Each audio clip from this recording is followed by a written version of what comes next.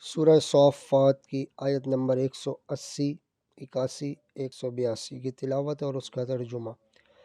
اعوذ باللہ من الشیطان الرجیم، بسم اللہ الرحمن الرحیم۔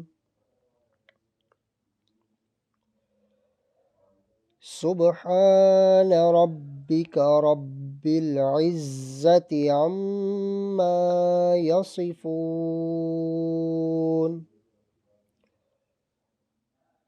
وسلام على المرسلين، والحمد لله رب العالمين۔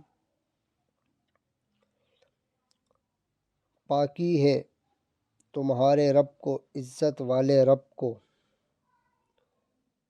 ان کی باتوں سے، اور سلام ہے پیغمبروں پر، اور سب خوبیاں اللہ کو جو سارے جہاں کا رب ہے۔